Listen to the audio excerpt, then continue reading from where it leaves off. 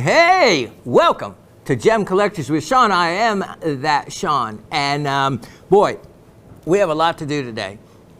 Show is just a little bit abbreviated, so there is some educational things I wanted to get to. If I don't get to them today, let me tell you what they are.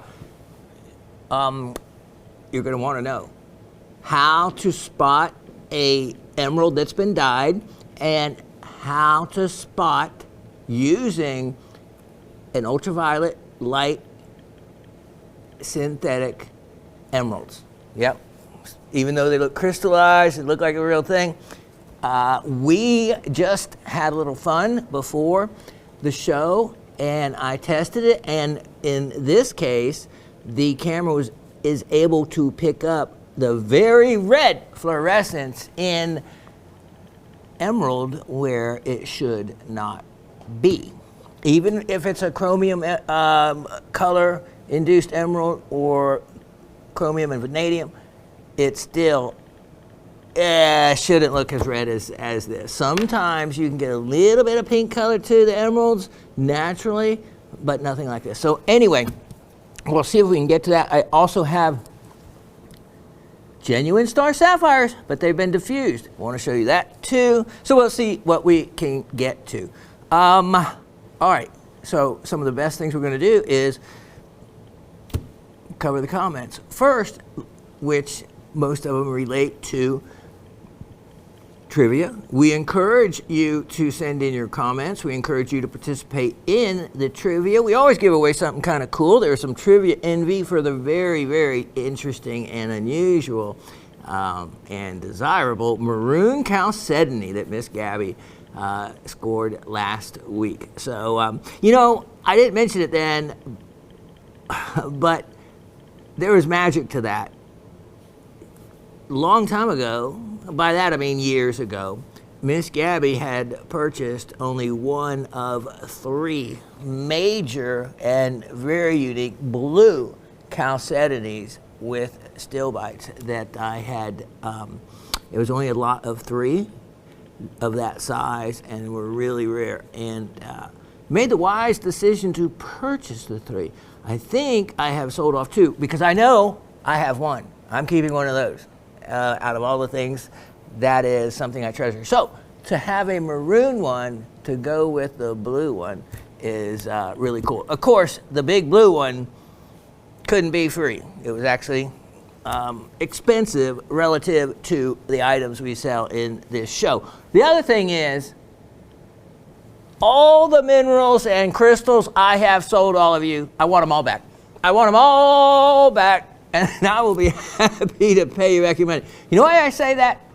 Because I was researching something, and here's the thing. I never go to these other mineral sites. Now, I use a couple gemstone sites, and I've told you that before. I use the cheapy gemstone site to get the bottom end, and then if I wanted to have a rare stone and kind of want to have a relative idea of the big one, I go to those too. Well, if you ever go, and you should, to mindat.org, I even give money to them. You should as well if you use it often as a resource material.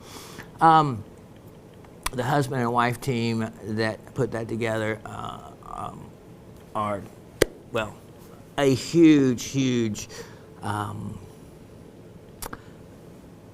well, just to say this, they're extremely beneficial to the gem and mineral and geologic community to have done that. So it's excellent resource material. So at the bottom of each picture, because anyone can submit pictures and they'll put them in there, but they also have the source of these pictures. And they're usually higher end mineral dealers. So I went to a couple of these. Yeah, the specimens were beautiful, and maybe they don't have any little nicks or chips or whatever on it, but the prices, oh my. You know, I told you before, the 2 jewelry stores that I've created, sold, and they are still in business. Do you know why they're still in business? Because the people I sold them to knew how to ask and make a larger profit off their items. I was never very good at that profit thing. So, didn't work out so well. Even though I had the one for 10 years, so something must have been good about it. Mostly, though, that was during that really big antique jewelry craze right before the 2009 crash in the real estate market that did not help a lot of my people. A lot of them, did not have the money that they had prior to that. So I went to some of these sites that are well-known mineral dealers and collectors, and what they were asking for pieces that I literally some of the very much the same quality and same type of item I've sold in this show. What they were asking for, it wasn't twice as much. It wasn't 3 times as much. It was more like 10 to 20 times the amount. And here's the other thing. I was just curious to see if any of them had Japanese rainbow andradite garnet. No, none of them. And the only thing I found on the internet in general are those were the less than 1 carat. They were $76 a piece, had no crystal faces on them, and no iridescence to them. What's the point? So I, of course, jokingly say, give me back all the ones I've sold you, because I sold all of them, everything, well below market. And the higher end specimens that I have sold, those are the ones I took the biggest bath on. Oh yeah, I was amazed. I'm going to offer, if I get a chance later in the show, this incredible, since we've been talking about lepidolite, right? Yellow lepidolite with quartz crystals, an amazing specimen.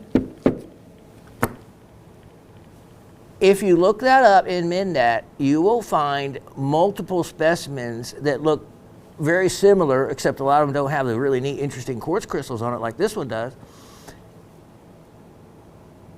So I went to see if there was any for sale.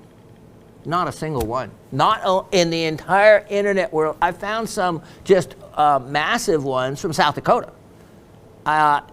This happens to be from Itinga, Brazil, a well-known pegmatite mining area. And then I went to these higher-end dealers that had the pictures of them to see for a price range of value, and none of them had them because they probably sold them for these outrageous prices. Maybe they're not outrageous in the higher end. I've been to Tucson so many times that, I haven't gone in the last couple of years because I have amassed a collection that I just needed to, part. Obviously, you have been seeing, if you have this much, you can share a little bit of it. And, I'm 62 now, and I'm still absolutely going to be collecting, just rearranging the collection. And I'm sharing things like the Japanese rainbow garnets. Who needs to be sitting on, the amount that I have? Well, I probably do need to be sitting on the amount, and it could be called a retirement. But no. I'd rather get the karmic vibes and the positivity from sharing them. So when I saw from all these dealers, no Japanese iridescent rainbow garnets, none of the stuff I wanted prices on, because nobody had any of it. Yet I do. And yet I am selling these things relative to other pieces that they had that I have sold in the past. So, all of you, having discovered this show, hats off to you, because you're getting some amazing, cool stuff. Okay, so I got to keep going because I want to show you and get to it. All right, so the 2 trivia questions we asked, which are based on something from the show or that we talked about or a previous show. So the questions were this. We also do identification, which I may do today. I have a couple minerals that I may do the identification thing again. All right. Name 4 types of formations or inclusions found in the quartz crystals shown. Now, what is real important in the trivia questions is that you listen real carefully to the question. I don't set them up to be trick questions or anything, but sometimes they come out being that. So, name 4 types of formations or inclusions found in the quartz crystals shown. So there may be other inclusions in quartz crystals, but if they weren't in the ones that I showed, then it wouldn't count. Because there is dozens and dozens of different inclusions found in quartz crystals. Many of them, I've had at different times. So some of the ones that I was looking for were phantoms, chlorite. See, so phantoms would be a type of formation found. Chlorite would be a mineral inclusion. So the 2 different types there. Rutile, internal crystals, anhydros. Even though I didn't show one with an anhydro, I did talk about the anhydros. So that would count. All right, the second question, again, very important to listen to how I worded the question. What element is uniquely present in lepidolite? Uniquely present in lepidolite. Now, we all know that minerals are made up of a specific set of elements, and a particular number of each of those elements forming a molecule. And you put a lot of those molecules of the same thing together, and you get a visible mineral. The color of them is often attributed to a trace element that is not part of the actual chemical formula that is listed as it being made up of. So, in the case of lepidolite, there are many other trace elements that can be found, including things like rubidium and cesium. And also the one that causes lepidolite to be that pink to purplish color. And that is an element that we didn't mention or discuss. That being manganese. So if we were to take that question and say what element is uniquely present in lepidolite, and I didn't ask for what element creates the color of lepidolite, and that's why I write these down exactly as I asked them. I asked for what element is uniquely present in lepidolite. And so if we were looking at trace elements, we didn't discuss that. But if we were accepting those, cesium, rubidium, manganese, that would all be acceptable. But we didn't discuss those.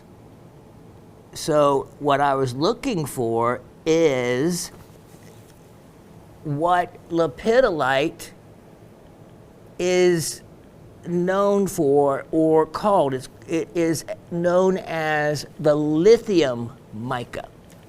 It is up to 4% by molecular weight lithium, which is a lot.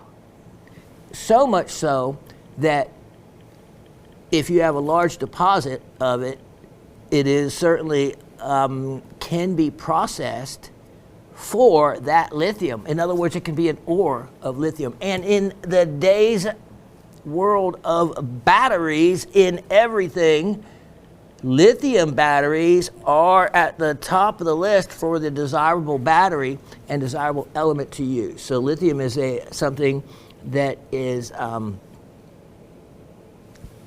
in the world market great to have. So if you've got a lithium deposit in your country, you have something that the whole world is interested in. So that is the answer. The answer would be lithium. And that is what I discussed. I discussed it being a lithium mineral, and we didn't really assign the element that created the purple or pink color. So, again,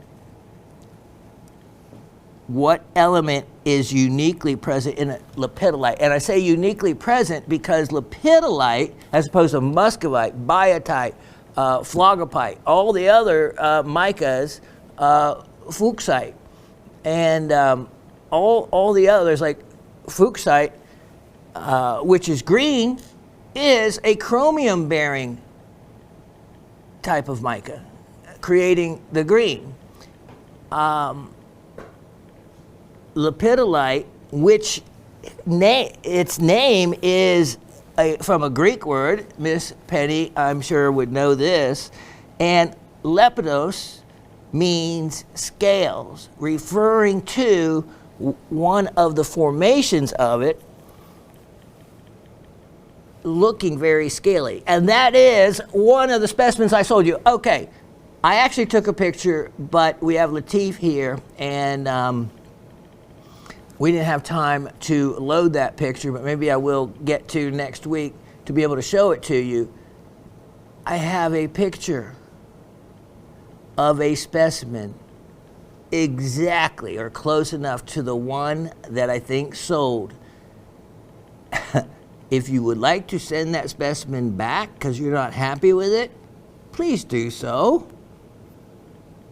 The amount of money they were asking for that specimen was mind-blowing.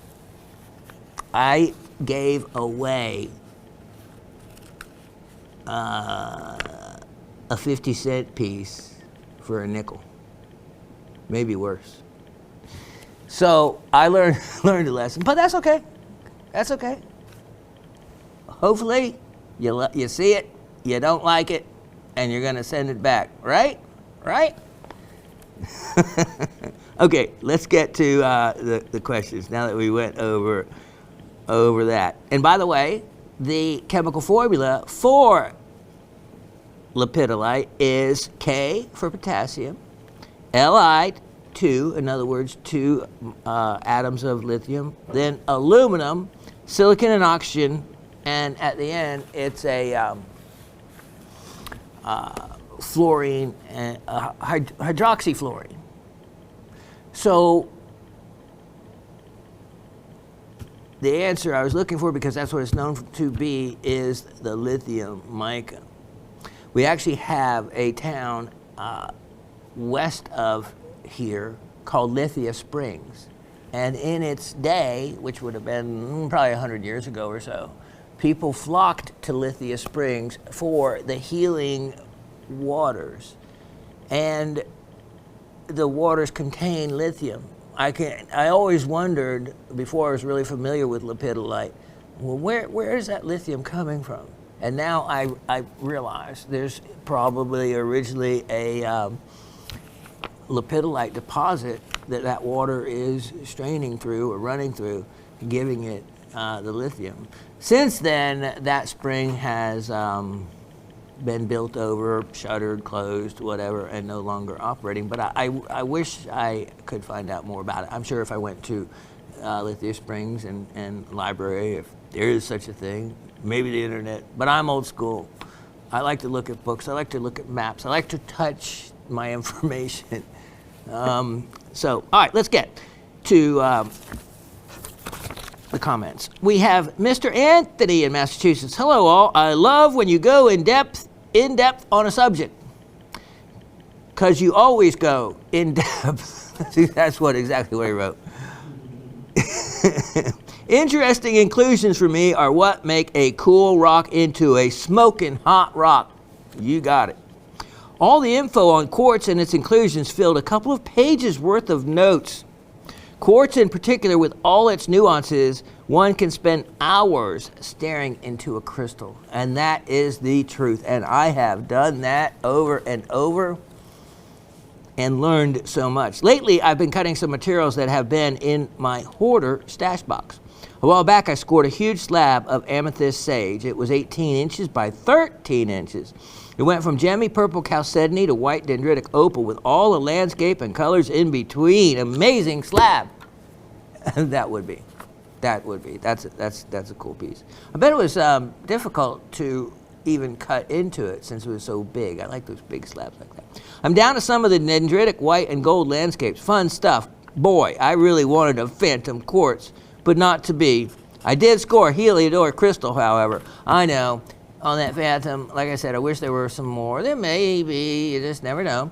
And there's always just going to be one lucky person that is the one that gets it. But you got to remember, the magic and the power of this show is the fact that things wind up where they're supposed to be. Trivia.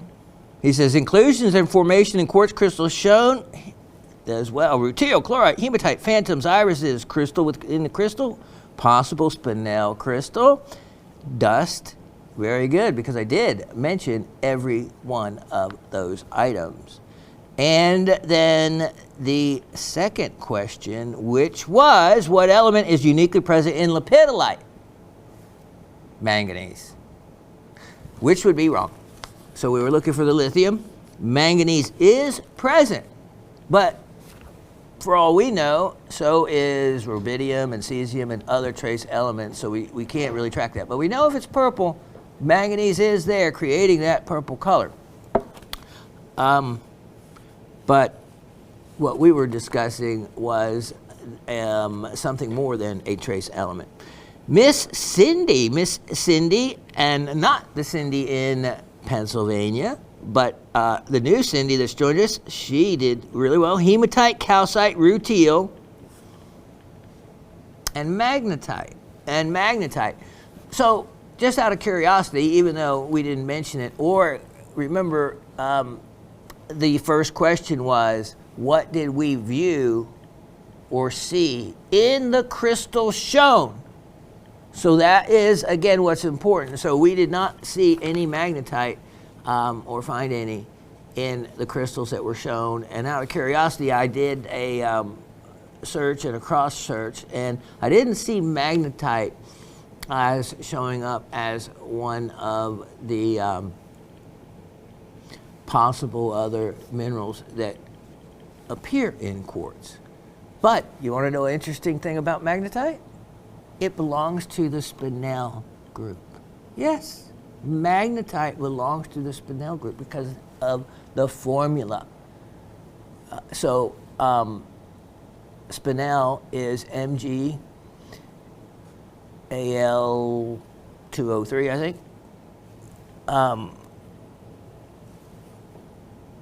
And magnetite is a Fe2 plus, Fe3 plus, and oxygen. So it's an iron oxide. So they're both oxides, and they both have the same 3 elements, and they have the same crystal system. So if you actually see crystals of magnetite,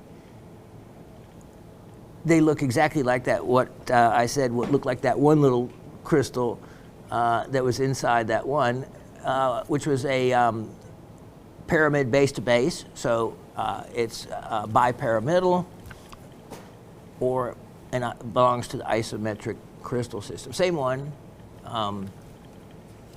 that you see spinel in, with the points at each end. So,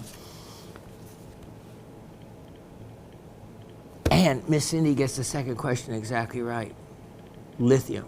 She just doesn't, not a big writer yet, but I hope she does. Second question is lithium. So you came really close, because that second question is what most people got wrong, and you got it right.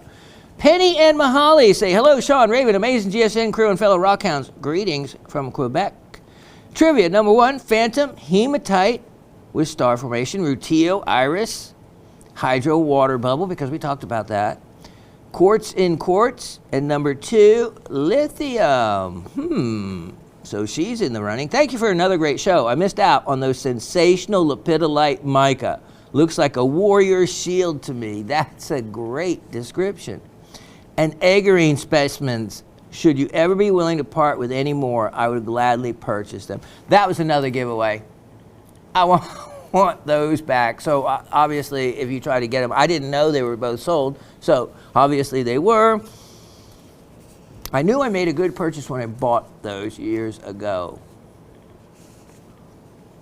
I should just keep them all. I did not look those up, but I will, of what they would sell for. It would be an insane amount compared to what I sold them for. Definitely some trivia envy over the Indian maroon chalcedony. Congratulations, Miss Gabby. Fortunately, I had purchased one when you featured them about a year ago or so. Yes, that is absolutely fortunately, especially at the price I sold them for. Those, I only bought a very small number. They don't come in the larger size, so you got a big size one, and what I asked for them was not much compared to the value of them now. Silly me, smart you. Thanks for the fulgurite. I did get it. I also got the large oval kyanite, the star sapphire from a while ago, one of the silver bracelets, missed the iolite bracelet and multi-gemstone ring, but did get the iolite cross, perfect size for traveling, as well as the purple marquise spinel. My favorite cut is the trillion because I think it brings out the fire in the stones, but marquise is a close second because it is quite unusual. I like your choices in the cuts. Those aren't standard fare. So well done on getting those items that you got, especially getting in on the kyanite. Those, yeah, I don't think I have any more, so you did really well to be able to get one. A few weeks ago, you had featured a cutting parcel of rhodochrosite, iolite, and fire agate. When I saw it, I thought that would be great for wire wrapping. I guess I have to learn to wire wrap now because the parcel was still available and got it. Smart you. Smart you. Brilliant. And remember, on the fire agate, if it was, I can't remember, I don't think it was totally polished, but you can use aluminum oxide, which is basically ground up ruby or sapphire, corundum. It's inexpensive, and if you have, I showed you everything from a battery-powered nail trimmer that you can get those little kits, or a higher speed Fordham or motor that you can attach a little polishing wheel to. And you can sit there and you can completely polish that. It's free form. You don't have to be picky about symmetry, and you can bring a polish. Now, in lieu of that, every gal knows how to use clear nail polish. Normally I would say my spray stuff, right? But no, in cases like that, it puts on a nice thick glossy coat. It's removable if you mess it up. And it's easy to apply. And if you need to apply a second coat, then you get a real deep gloss. If you're using it as a pendant, like a wire wrap pendant, then it can hold that look for a long, long, long time, if not the whole time that you use it. And it'll give you the same look as if it was polished. So that was a great parcel, by the way, and it was very inexpensive. And with the rhodochrosite, I cannot believe none of you other cutters out there bought that parcel with rhodochrosite. If you polished a window into that stone, I already know, because you know why those are cutting pieces? I cut a facet grade piece out of it and a magnificent, valuable stone. And those were the other pieces left. They are facet grade quality, or at least a really fine cabochon quality. Miss Penny, you scored there. And again, must have been meant for you. Shawn,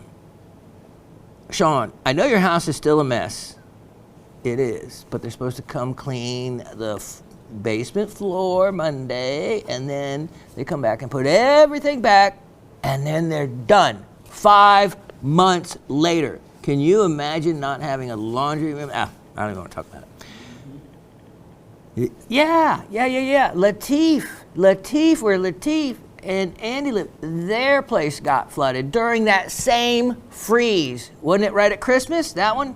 Yep.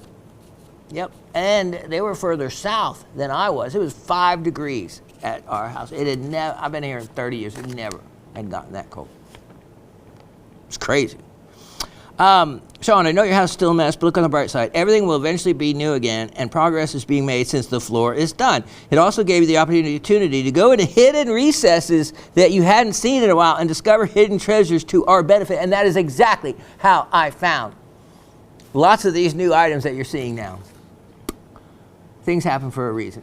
And, you know, when I put it back and start going through everything again, I told you that this process a while back is how we discovered the eudialyte box. I totally forgot about that had the hidden night crystal. Who does that? Who forgets these things that they have?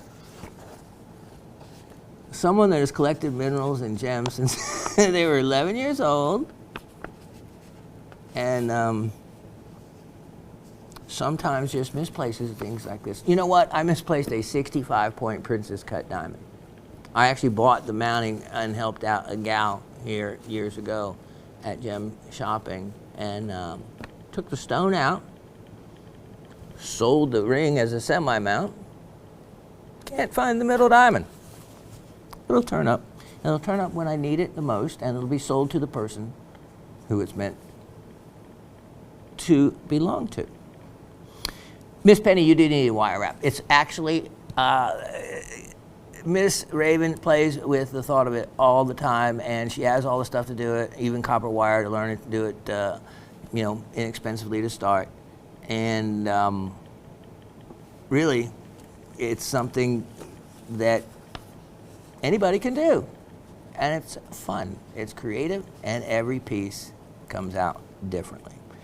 Miss Gabby, I know I actually saw your job, I have your job, and I need to get a hold of Andrew and see if he's still doing that. I apologize for the delay.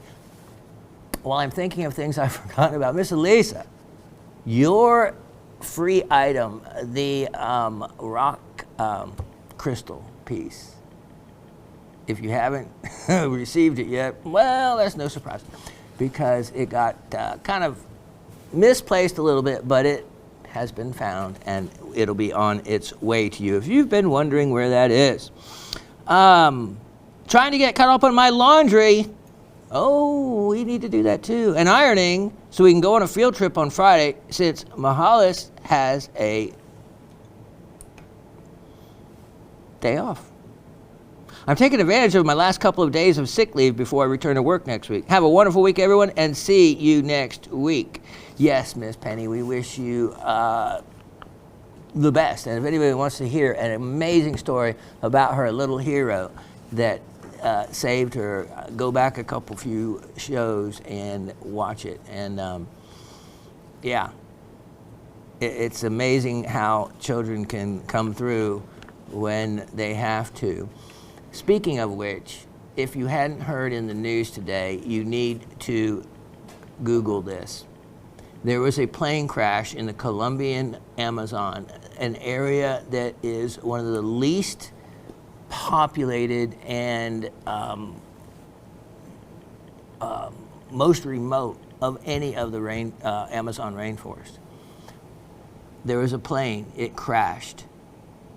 All 3 adults were killed.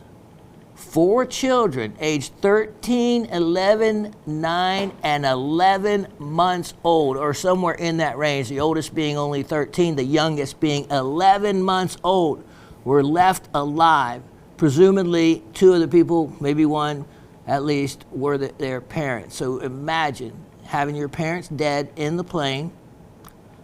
The children took off to try to find help. There was not going to be any possible way they were ever going to find anybody or anything.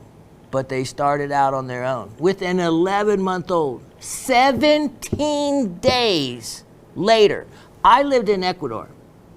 I stayed at a biological research station associated with the University of South Florida when I was 17 years old.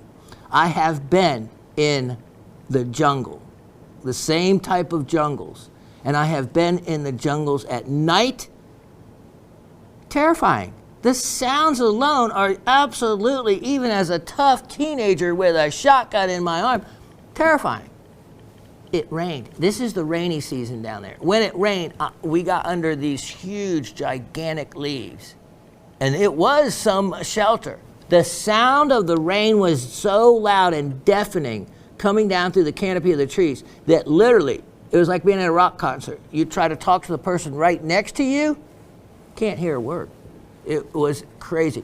These kids, for 17 days, all survived. How did the 11-month-old, how did they even feed an 11-month-old? How did the 13-year-old take care of all of them? The rescue, because they were native people to that area that were part of the guides and the rescue squad. They found like a candy wrapper and then found part of a baby bottle, and they traced the children's movements until they caught up to them. This just happened. I just heard it on the news. I am very anxious to see. This 13-year-old needs to grow up to be a Bear Grylls or something, something fantastic, because he is a true hero.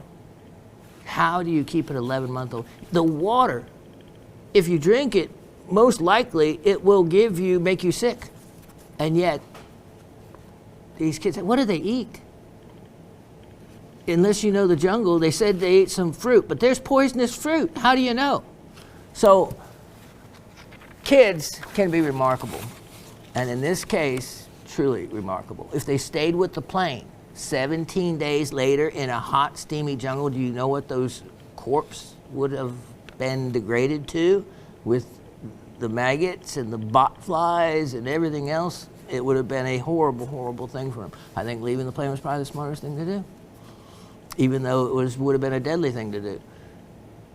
But they certainly would have died, and sitting there watch your parents rot away isn't exactly the route to go. So anyway, it just it made me think of Mohali and how he came through for you.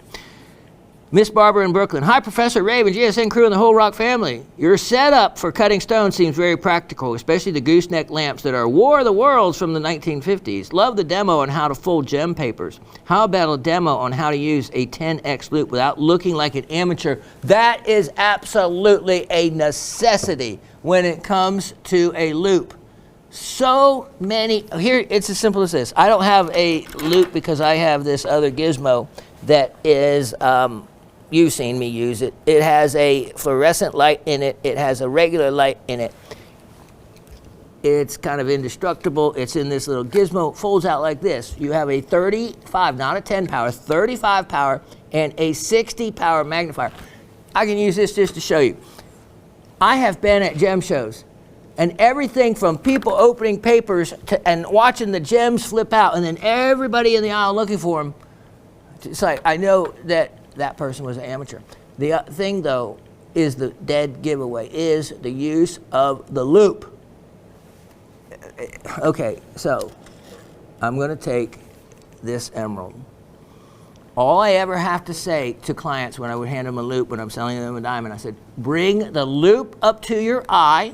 So just imagine this is a regular jeweler's loop. Any kind of high power magnification, this is how you do it. The loop to the eye and the piece in till it focuses. Simple as that. And in this case, you can see the distance. It focuses that close. Loop to the eye, piece in till it focuses. That's all you have to do. And then, so when you see this, when they hold it away from their eye and then bring the piece up to, oh, you're like that, you can't see anything. There's no depth of field. You cannot see anything. So when I tell them to do it the right way, they say, oh, that's so much better.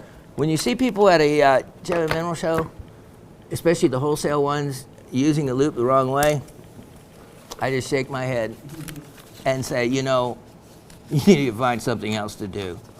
If you've never been told, and I kindly tell anybody that's ego can accept it the right way. And once you do it the right way, you'll never go back to the other way because it's so much more revealing as to what you can actually see. So there is the quick lesson. There's nothing else needed to that. Loop to the eye, object in until it focuses. That's it. Okay, really nice specimens today. Couldn't resist another phantom quartz. Ah, you're the one that got it. And a pink lepidolite to go with the yellow one I bought last year. Never realized mica came in anything more than a pearlescent gray and black in college. Recently, I got introduced to green fructite, and the colors kept coming. Nice. Yes, mica is a wonderful family. The phlogopites, those are some of the beautiful honey colors. They're great.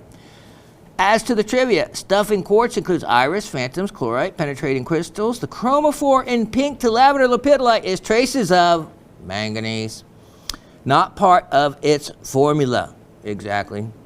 It's interesting that this mineral is one of the few that can contain the rare elements rubidium and cesium, and it's often found on tourmaline, doing to those crystals what malachite does to azurite, causing a change. All in all, a high energy show. Thanks, it was fun. Be well all. Barbara from Brooklyn.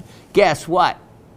I am going to show you today one of those tourmalines being eaten by lepidolite. Oh yeah. Yeah, you just never know what I have. Harry says, and sent me pictures, he cut a Portuguese cut stone and had to modify the corners to fit that semi-mount. Remember the semi-mount I offered a few weeks ago with the white sapphires in it? He's the one that got the mounting. Incredible mounting, was super inexpensive. So he sent me pictures. It looks beautiful in there, and that's a great cut. You did a great job there, Harry. And then he also says he's sorry he's not been around much. He's been battling a nasty molar extraction. And so he'll be back in touch soon after he fully recovers. Until then, God bless you all. With much love, Harry. Much love back to you, Harry. Hope your recovery is well. And I could probably take your molar and use it myself. I actually am going to look into dentures. Oh, yeah. I got some teeth issues. Have you noticed? No comment. Don't want to see any comments now, unless you... you know, there's that one that advertises on TV all the time. If anyone has a good experience with something like that, let me know.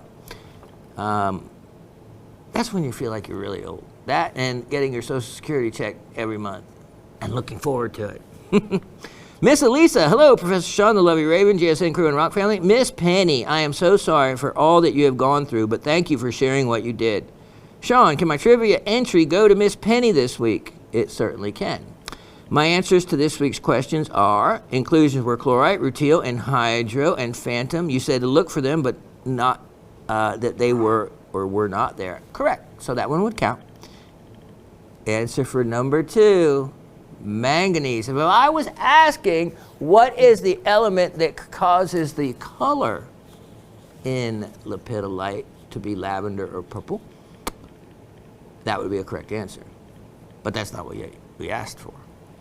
But good answer anyway, because you learned from it. Take care and have a good week, everyone. Miss Lisa. Charles in Oregon. Ciao, fellow rockhounds. Funny that you mentioned that we look like we would fit right in with an artistic community. We are volunteers for the Oregon Country Fair, not to be confused with carnival rides and elephant ears. It is a family-oriented community of hippies, all right, dedicated to living artistically. We gather for one weekend each year in July outside Eugene, Oregon. It is quite a large and very magical event. It's been going on for 20 years, and the weekend marks our anniversary. Happy anniversary. Miss Penny, your story was very moving. It has inspired me to stop making excuses for why I don't have time to do lapidary work. I'm getting on the arbor tomorrow to hone my cabochon skills. Thank you for sharing, and I hope you're on the mend. Yeah, it's an amazing story. Everyone needs to listen to it again. And Mr. Charles, there's always time to get on a lapidary wheel, whether it's faceting, cabochoning, and or just sawing up a rock into thin slices. That was what I loved to do.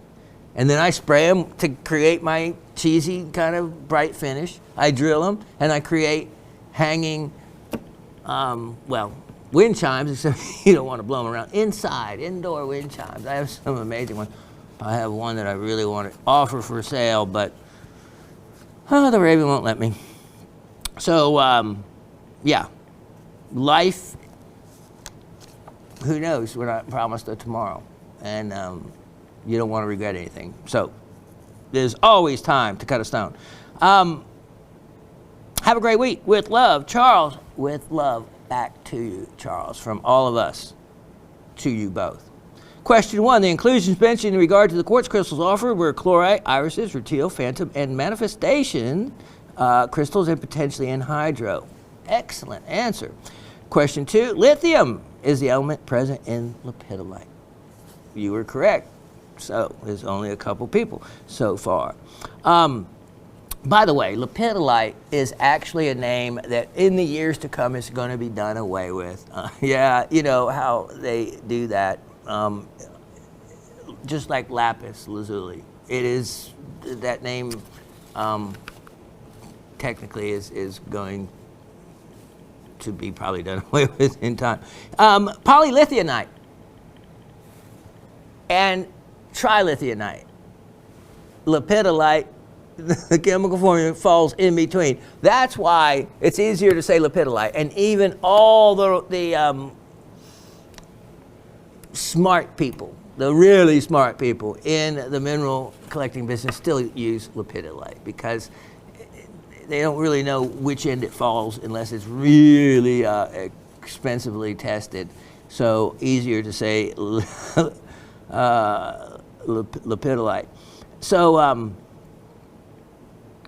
and by the way, also, okay, well, I'll go on and then we'll talk about that. Okay, so you're in the running there. Cindy in Pennsylvania. Hello, Rock family. Very enjoyable show this week as always. Penny, so glad you had Mahalis there to handle your emergency. Kudos to his calm and mature response. Happy you are recovered. Had a couple ask me what I was checking for with the UV light at the rock show as I was lighting up ruby specimens. Explained, showed them that real ruby glows. Then proceeded to do a Shawn, educated them about fake specimens, locality, history, importance. Just be aware and ask questions. More and more, if a vendor cannot give me answers I want, I don't buy. You have taught me well. I did get 2 wavy-light specimens from a Pennsylvania mine and 5 different fluorescent specimens from New Jersey, which would be Franklin, New Jersey, I'm sure. Trivia, phantoms, iris, internal crystals, and hydros, and lithium. So you're in the running. Till next week, you're all Cindy in South Central Pennsylvania. Fave of the week was the Anna King silver box with the labradorite skull lid. Yeah, I love that piece. So, yes, Cindy. The thing about using that ultraviolet light is, now you have to remember that it often triggers red with a presence of chrome. The way you can tell ruby, because even the synthetic rubies, they use the same element, chrome, but what they do is they overuse it. So it is a certain color red, a genuine ruby will be with chrome, even if it's not totally red. I'm going to show a pink purple sapphire today, and it glows red, but it just means a presence of chromium. What they do with the synthetic rubies is they overload it with the chrome, and the red is like neon, mind-boggling red, you know, burn a hole in your eye type red. It is like overly red, and that's how you can tell when they are synthetics. If you're using a UV light, it's a tool to help add to your other knowledge of synthetics. We're probably not going to have time today to get into showing you, but I do have that lesson scheduled to where we're going to look into it deeper, see the oranges, see the bubbles, and the other tail signs for a synthetic. By the way, also, just a little side information, because origin of names is always something that you can learn from. Spinel, from the Latin word spinella, meaning thorn. You know why thorn? Because those little crystals are pointed at both ends and can actually be kind of sharp. So just another interesting tidbit of information about origin of names, because I think names should give some information. So if I spoke Latin, that would be very informational, wouldn't it? Now, Cindy, back to your specimens. Good on you to ask questions. If the mineral dealers do not know locality, even let's say the country, start with the country, and that would be the first thing. If they have, let's say, a specimen of some value, a tourmaline even, and they just say, I don't know, walk away.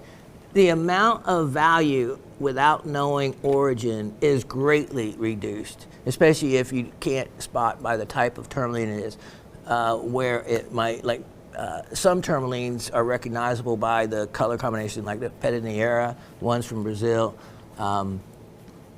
and others have particular forms to them. But still, the dealer needs to know provenance. In other words, where they're from. It adds value. It is very important, very important.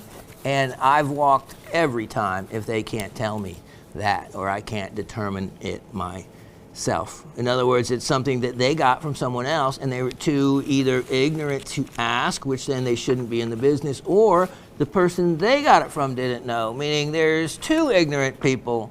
And I don't mean ignorant in the other way. I mean ignorant for them not to question. That's the difference. You're not. You've learned to question. Yes, that's how you learn. All right, so there we go. We have the comments done. And let me see if there's, anything else. I could ask if any of you knows what color the yellow lepidolite is caused by, but we'll get to that as when I show you a specimen or so. All right, so the winner this week is, let me get that ready, my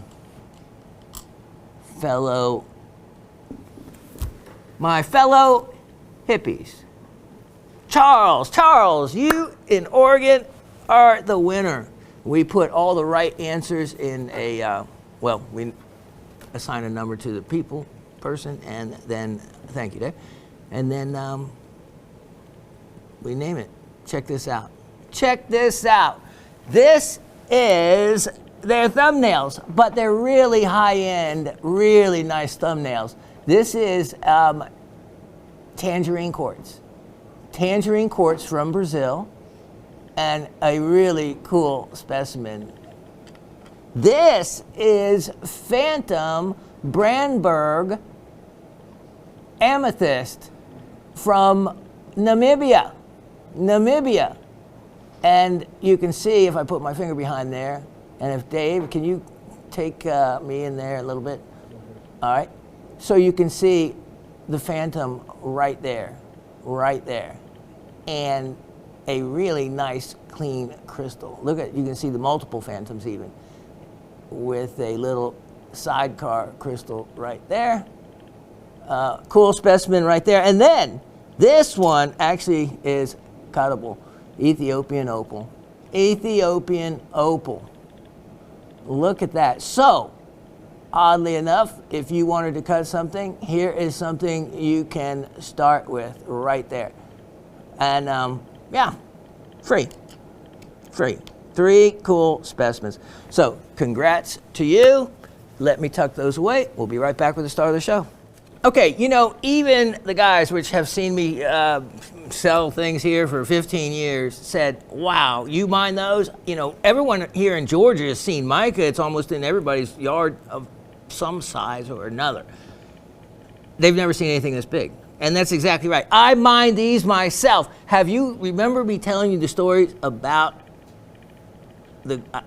it's okay for me to tell it now because at the time it was legal. Now it is a hunting preserve. But I tried to go back to the mine and I pulled up to what is now the gate to get to it. And that is where there was a sign that said, if you can read this sign, you are being filmed, recorded, and soon to be shot if you do not leave this property.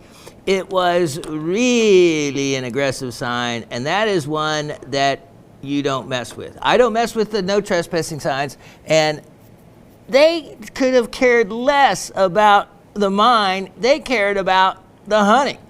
So I have not been able to go back there, but I was able to go there in 1983. I know the exact year, and I was able to collect a yellow barrel specimen that was almost the size of a drink can. I was able to collect a mica specimen that was at least 4 times the size of these. Look at the size of this crystal. 4 times the size, and I used it as a reflector at my house at the time in Helen, Georgia. When I would back up, I had it at the base of this tree, and so I knew where the tree was. And I literally did. Okay, so there is quantity of 2. So I'm selling, this, and I'm selling this. So 2 people can get in on this. Now I have this just rubber band together because I actually, if you see this flat edge, that's how you know they line up. This was, as you can see perfectly, 1 crystal. I used only this end of these tweezers right there to go down. Now, Dave, if you can go in as close as you can, I want to show.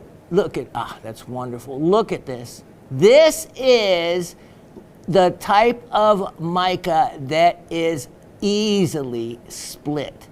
And they called this isinglass because in really cold climates and in places in the old days where you couldn't really get glass, they used this mica for glass panes because it was extremely thermoprotective, and you could see through it when it was split thin enough. So what I did was I did 1 on each of these for you, and so that if you want, you'll know how to do it further. Look at that. Look at that. And look at the quality of this muscovite. I mined this myself. Now let me show you. I have a flashlight here, and you can see how thin this one piece is. So if we look at this, you can actually see the light passing through it. Thank you, sir. Now, if you're up in the cold Alaska and everything is white behind you, this is all you need. It is like having a tinted window. Keep the sun out. The land of the midnight sun, the darkness is a benefit in both and all types of weather. So I split 1 on this one really thin. You can split as many as you want and give them away as gifts if you want, because this is a quality and size mica that you just don't see.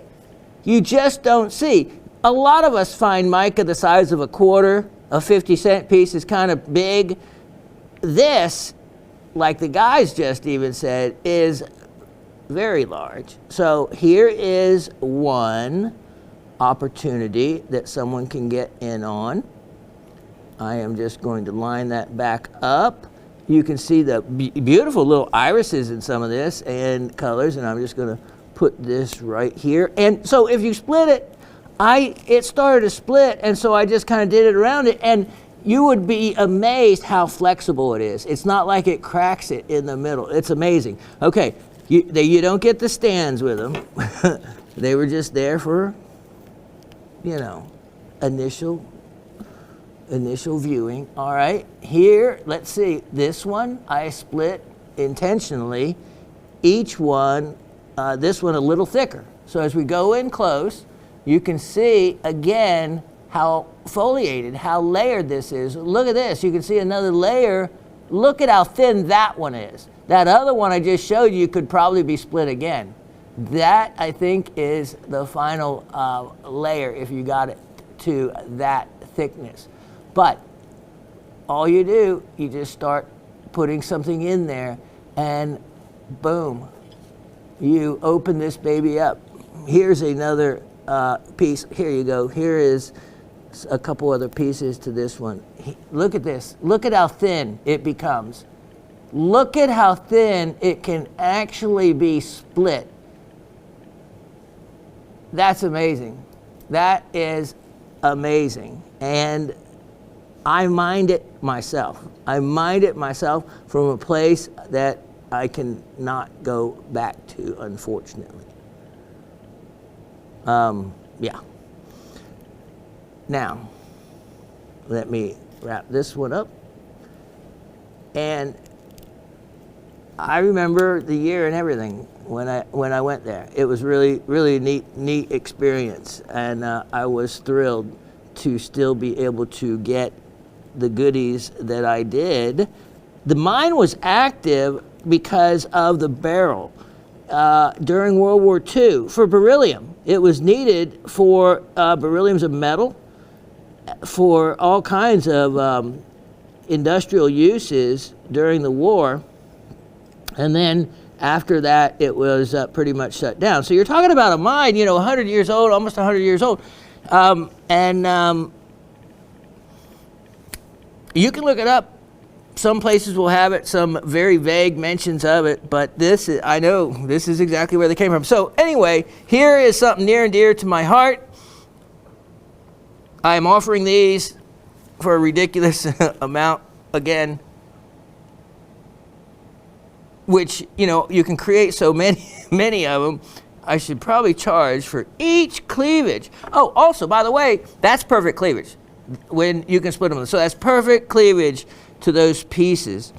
So anyway, in the description, you get the Cherokee County, you get all the information, because you know what? That mine right now, because Dave just asked, he goes, is that near to your house? He first said, is that in your backyard? Because he knows I have a mica deposit in the backyard. I said, no, I haven't found anything that big from the backyard. But this mine is, as the crow flies, not many miles from my house at all. By driving, it may be 10 or 15 minutes, not far away at all. Yeah, but I saw that sign and it even turned this old grizzled prospector away. $24 each. $24 each. And they can be yours. So 2 people get the opportunity. Now, next, item 1007321. Here is another jewel that, remember I told, if you had listened, well, I don't know, you had to be listening for a while to remember the story. After I had gotten divorced, I actually lived off of Holcomb Bridge Road, a well-known road here in North Atlanta suburbs, where there's lots and lots of apartment complexes. And I was bummed. There wasn't nowhere to prospect.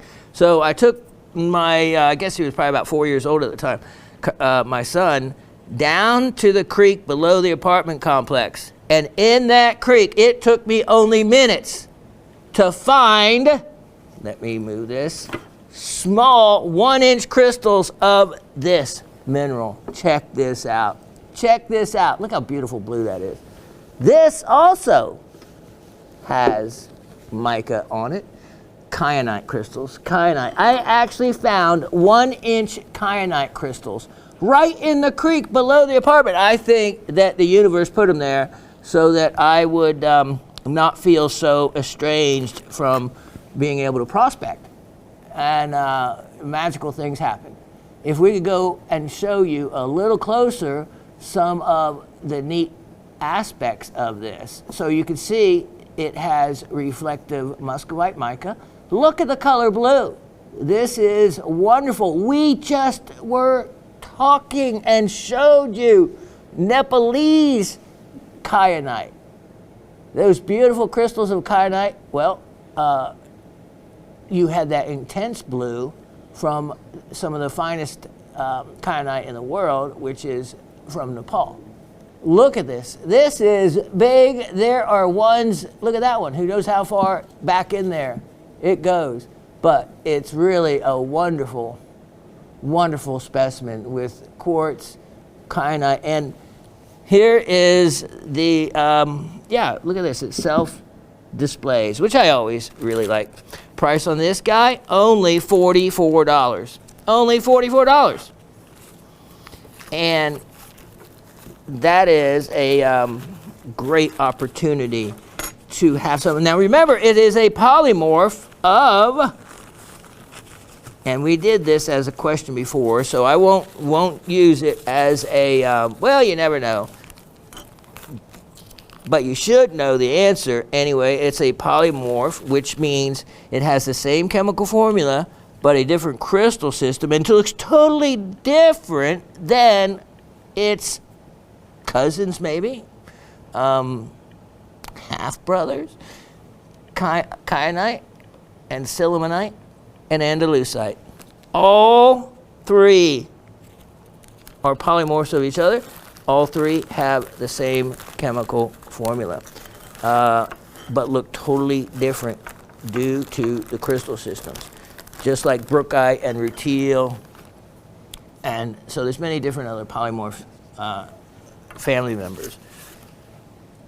Look at that. That's just a really, really, really pretty piece. Now, let me show you. Okay. All right. Let's get to this. Item 111-8223. 111-8223. Since we've been talking about it, I might as well show you one. This one, you know, I priced these and then I looked up what some of these actually would cost, and and here's the thing, I couldn't even find any offered for sale. That's how difficult to find this material. I am getting ready to show you a yellow lepidolite. You see why I had to put it on this paper. Mica tends to leave lots of little crumbs behind if you're a crumb collector like the Raven is. Let me get, there was that other pad, Dave. I'll have to look for it. All right, look at that beauty. It is a really nice lepidolite, and it's yellow. It's yellow. Let me put this kyanite away, and I'll give you a closer look at it. Now, this color yellow, by every statement of the dealers and collectors, is rare. A very rare and hard to find lepidolite, and it was only more recently discovered. They didn't even know a yellow lepidolite existed. Look at this as we show you as close as we can. Okay, this is what you want to see. These wonderful, look at that, crystals, and you can see the growth and the layering of them, just like I just showed you. Look at that. Now, see, now you can see that it like mica, right? But right down on them, you wouldn't think that they were mica. Flip it over, you almost think that this is different mica. No, it's just part of the same crystals. Okay, this is a rare collector specimen. It's smaller, so I'm making it affordable. When we originally bought a flat of this, I about fainted and fell down at the price. And we went ahead and bought it. And it's when it was first came out. The flat was over $1,500. But in the end, it was worth it. It was worth it. I only have a couple pieces left. If you want in on it, you need to get probably one of these two that I'm showing. This one, only $48. Only $48. That's a fraction of what it would actually be selling for in a regular market instead of Shawn's bargain bin. Let me lean that against there for a moment. Only $48 on that guy. And you certainly can't go wrong because of the rarity of it. The purple lepidolite is a much more common lepidolite, but not the yellow. The yellow only from one little area. Now you can find more bulk. You can look it up and they call it golden and other things. There's some in South Dakota, but nothing crystallized or anything of this color and quality. You can actually facet this. I've actually seen, I haven't done it, but I have seen faceted. You have to orient it the right way, but the translucency is there. And it looks something like a brucite. Something like a brucite. Wonderful. Wonderful and unique material. What causes that yellow color? Well, it's not lithium. It's not manganese. It is iron.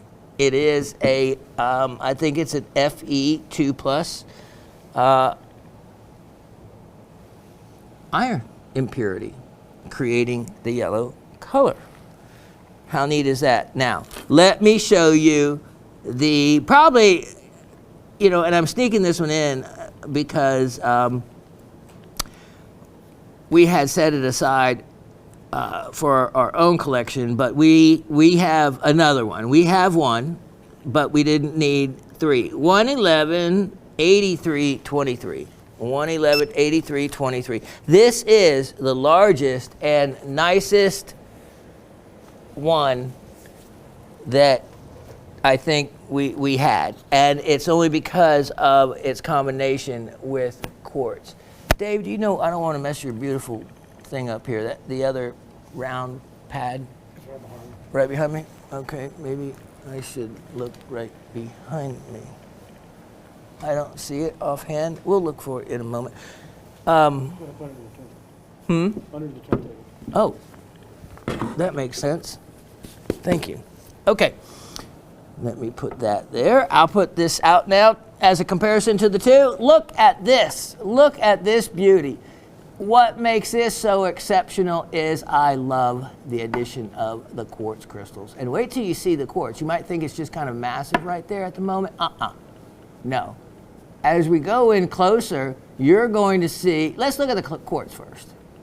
Okay, and let me get the angle tilted right, because every bit of this is crystallized. A lot of it is in a skeletal formation, which means the crystals grew kind of one over the other. You can see that in this, when you catch the light reflecting off of them. Here's another example. Look at that face of the quartz. And then here is where it's, look at that, real obvious. So this is a very collectible formation of the quartz. And then you can see as it tapers out over the lepidolite. Now look at these big lepidolite crystallized formations here. The quartz continues to wrap around. You can see it very prominently. And then on the back side, there's bound to be other, look at this, look at these crystals, other, I think, minerals probably somewhere in this. I actually looked and think I spotted some little black fine needle inclusions. or additions that you might do some homework to find. It might just be a shoral tourmaline, but cool nonetheless. Look at that. With the quartz, it was real unusual because out of all the other specimens I saw, there wasn't any really associated with quartz. And here's the thing. So here's how much bigger it is compared to the other one. This is a cabinet quality size and a true rarity in the mica world. Yep, in the mica world. Price on this guy, well, it's only $188. $188. And I couldn't even find anything being offered. Nothing. Even in the high-end dealers pictures were shown, they actually had nothing even available for sale. This material that was found was sold. Good luck finding more. It was expensive to start with. And when I figure the price, I think I probably have it at less than it cost me when I divide the flat out by the number of pieces. But that's been so long ago, I really don't know. I just know that that is extremely inexpensive. It self-displays in many different angles. The color makes it an exceptional piece that will be noticed in your cabinet. Look at that. See how many different ways? Look at, and I like that. I like pieces when they look at that, display themselves naturally in a very attractive way.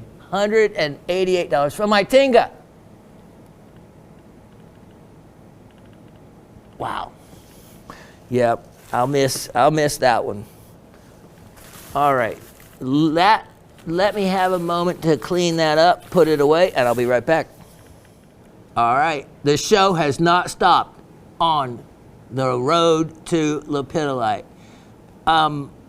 That was just one mineral that we started talking about. I thought, okay, well, let me get out my lepidolite. Who in your right mind, after 6 years, 280 plus shows, would have this many specimens of something as odd and unusual as lepidolite? Well, only people that are super passionate and that have collected this material for over 50 years, collected all kinds of material.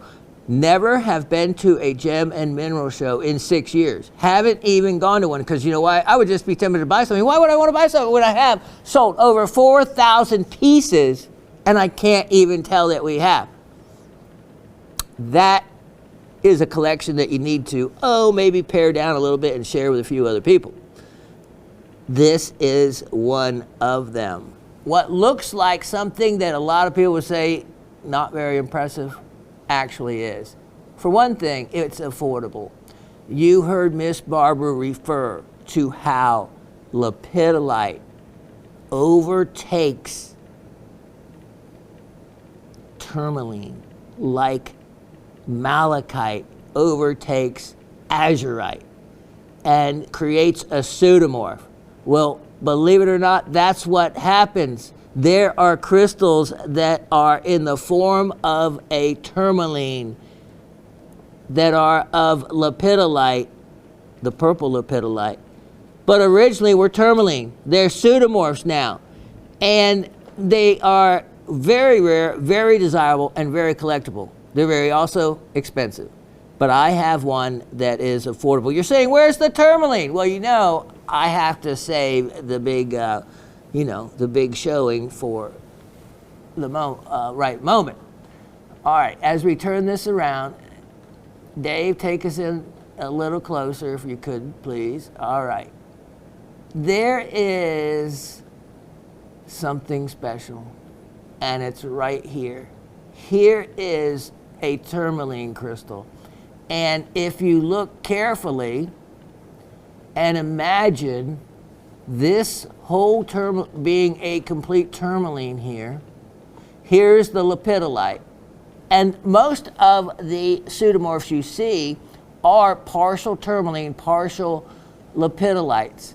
And some people would say, well, they're not very attractive because they don't form perfect crystal shapes and whatnot.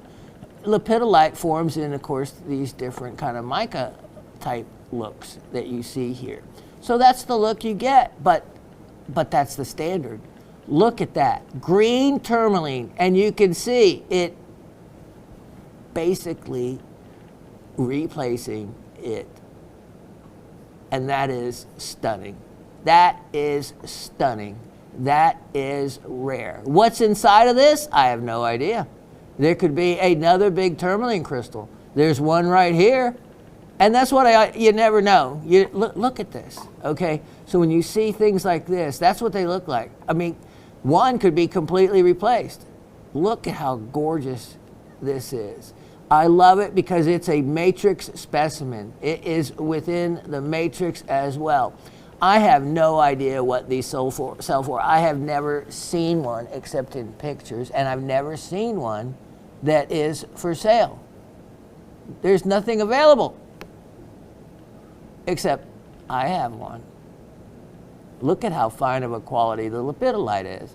This is a collector specimen, indeed. Indeed. And it's something that probably the only thing you might see would be something very, very expensive. I'm going to make this one so affordable relative to what it should cost. $115. $115. And I don't have another one. Nope. I do not have another one. Take advantage of it. Item number 111-8523. I'm not going to even take these out of the bag. I don't need to. You can get the idea. Look at these amethysts. Look at these amethysts. 9x7s. And as we, David reading my mind. Look at that. They came out of a bracelet, so they all match and are of just a really nice medium blue color. 12 stones, 17.40 carats, $48 for them all. $48. That's only $4 a stone, and they're very well cut. They're very nicely cut.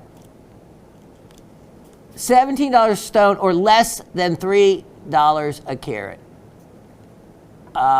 It would cost me more than that to replace them.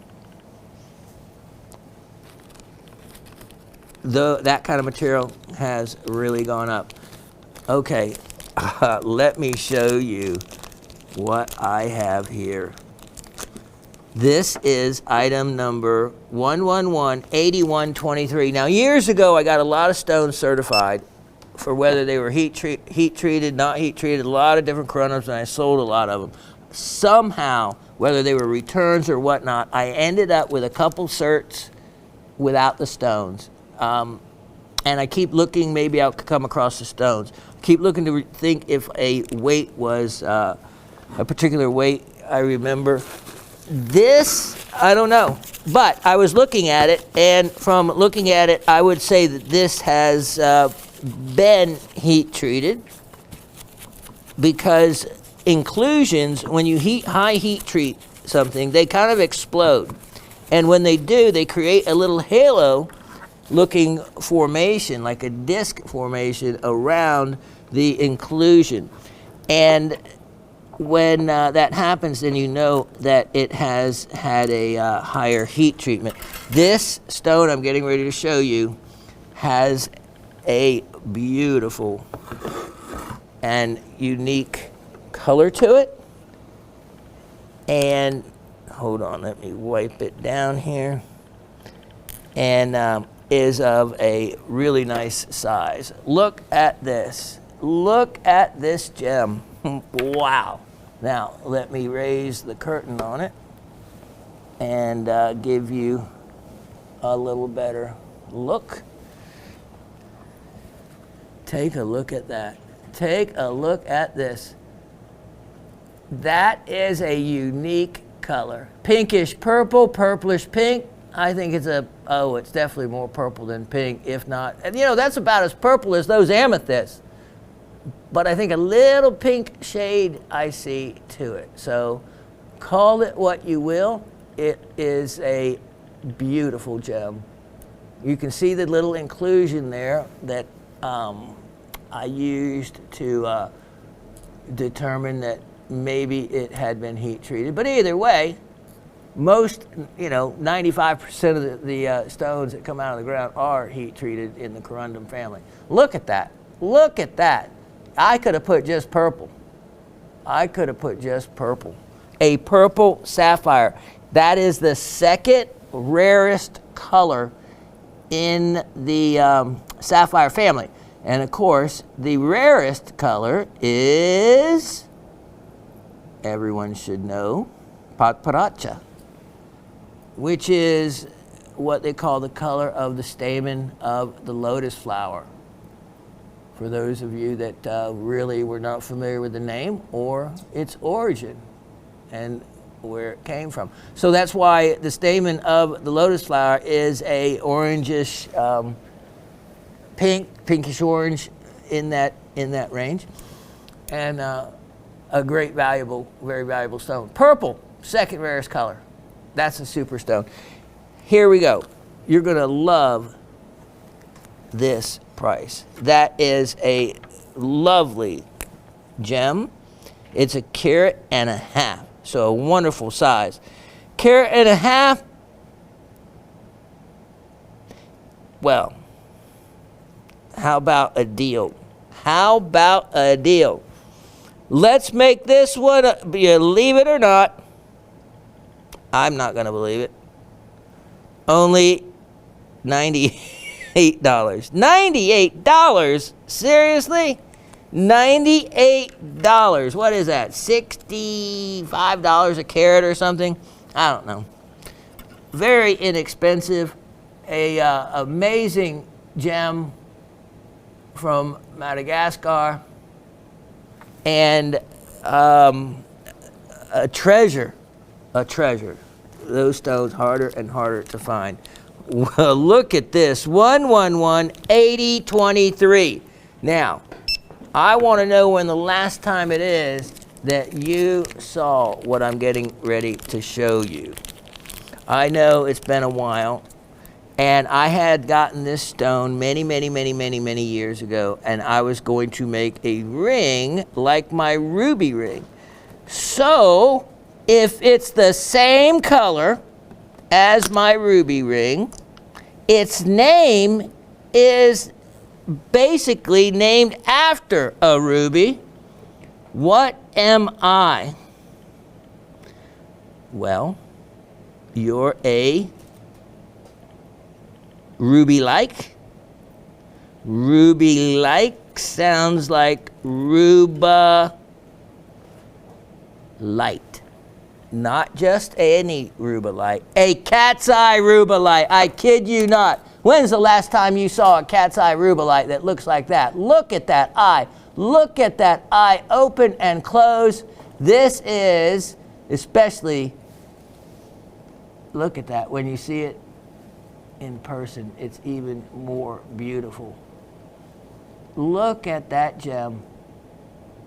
A beautiful cat's eye.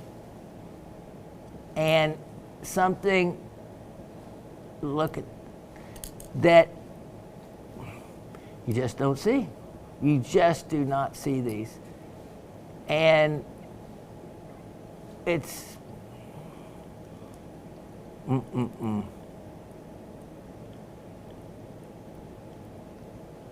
wow. Wow. Yep. That's all I can say about it. That's why I wanted to, make it into something for myself. Wow. Because it had the optical characteristics, and I like that about gems. A real collector's stone. And price? Well, it's a fraction of the market. The market on those, very expensive. I mean, I'm talking about, like, I have seen them $300 a carat, $200 a carat, just a lot of money, and worth it, because it's like, go find another one. There's just not that many, because this, especially when you see it in person, is true rubellite color, the true wonderful red, a nice clean red. The eye opening and closing, look at that, just as you would expect. Sunlight, the eye is even sharper and cleaner and better. Oh, price on this, a heartbreaking opportunity for somebody, because I'm going to offer that, wow, for $88. $88. That is less than $50 a carat. Oh my. Oh my, is that an opportunity. Again, when have you seen one of those? And that's why, you know, even if you don't know what to do with them at the moment, you may later on, and you have a beautiful gem like that for a fraction of what it would cost normally. Now, clock's ticking on me, so I am going to keep moving here, because when I got that rubellite, I also got something to go with it, because what I was going to do was put the rubellite. Now, for those of you that need a refresher, here is my ruby ring. You can see, look at the colors. You can see how close and similar it is to a ruby. All right? Now, that was going to be in the middle. Let me show you what I have had planned to be, to be set in the side, on either side. It is item number 111-7923. 111-7923, and let me show you. Look at this, cat's eye alexandrites. I kid you not. A pair of cat's eye alexandrites. Look at those. They go from, I don't know, it depends on the wavelength of light, so it's really hard to say. But you can see, I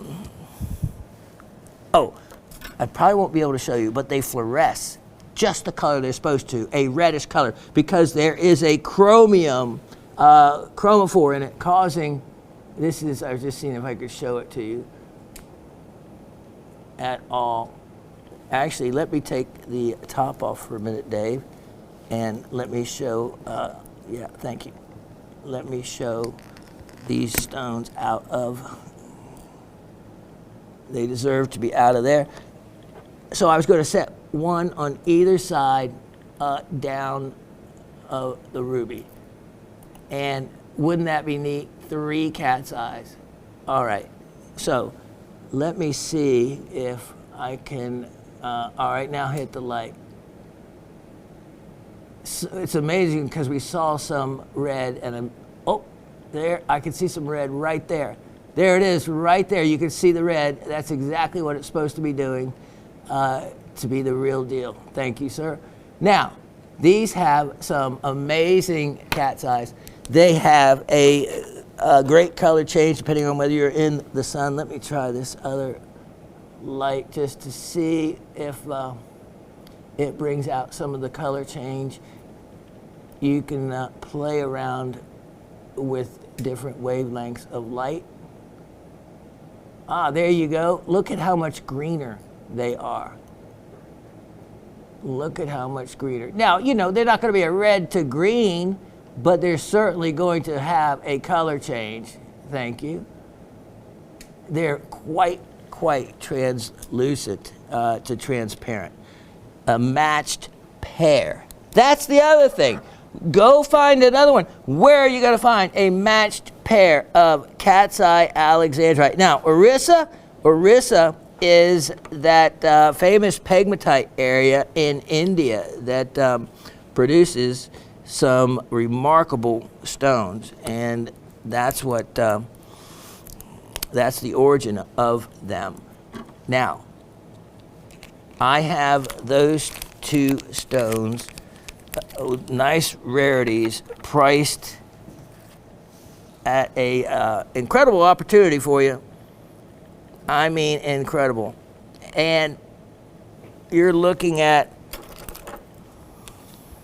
something that it would be like, well, where are you going to find anything like that again? I mean, how neat is that? The June birthstone. June birthstone. June coming up. You can see the total weight, 0.55. I have both of those stones, an opportunity price of only, wow, okay, only $88 for the two. $88 for both of those. So you have the rubellite that's 88, those two for 88, for what? So for only $176 or so, you can have those stones to put together a magnificent piece. Just a magnificent piece. Let me show you a item 111-8623. 111-8623. I'm just going to show you, because time is working against me here. Here is a group of emeralds. You've got a cabochon, an emerald cut, 3 rounds. And this is my May special for anybody interested. My May special, and it is ready, set, $12. $12 for all 4 of those stones. Let me get those out of the way. $12.